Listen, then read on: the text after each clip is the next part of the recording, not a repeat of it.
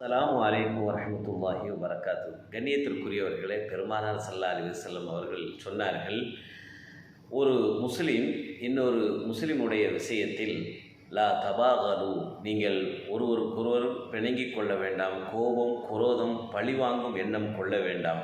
வலா தஹாசது, ஒருவருக்கொருவர் பொறாமை கொள்ள வேண்டாம்.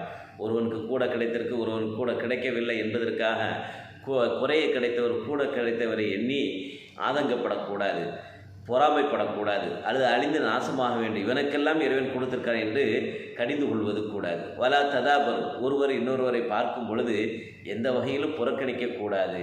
வக்கூனு இபாதல்லாஹி இஹ்வானா, நீங்கள் மாறாக அல்லாஹுடைய அடியார்களாகவும் ஒருவருக்கொருவர் சகோதரர்களாக நீங்கள் ஆகிவிடுங்கள்.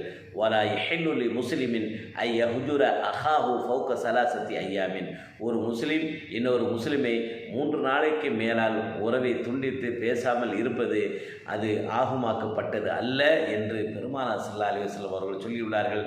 ஆக அன்பானவர்களே, அல்லாஹ்வுடைய தூதரை நம் உயிருக்கு மேலாக நேசித்தால்தான் பரிபூர்ணம் ஈமான் கொண்டவர்களாக நாம் ஆக முடியும். அப்படி பரிபூர்ணமான ஈமான் இறை நம்பிக்கை கொண்ட மக்களாக நாம் இருக்கிறோம் என்பதை நபி அவர்களுடைய சொல்லை நம்முடைய வாழ்க்கையில் செயல்படுத்தி அதற்கு முன்னுதாரணம் உடையவர்களாக நாம் வாழ்வதில் தான் இருக்கிறது. அன்பானவர்களே, அல்லாஹு சுப்ஹானஹு வ தஆலா நம் அனைவருக்கும் அல்லாஹ்வுடைய தூதருடைய சொல்லை ஏற்று விளங்கி புரிந்து தம் வாழ்க்கையில் சுய விருப்பு வெறுப்புகளுக்கு அப்பாற்பட்டு காய்தல் உவத்தல் இன்றி நடுநிலையோடு அல்லாஹ்வுடைய சொல்லை மனமோந்து ஏற்றி இம்மை மறுமை பேறுகளை பெறுகின்றவர்களாக நம் அனைவரும் ஆகுவோமாக. வல்லரமான அந்த தௌஃபீக்கை தந்தல் புரிவானாக. அஸ்ஸலாமு அலைக்கும்.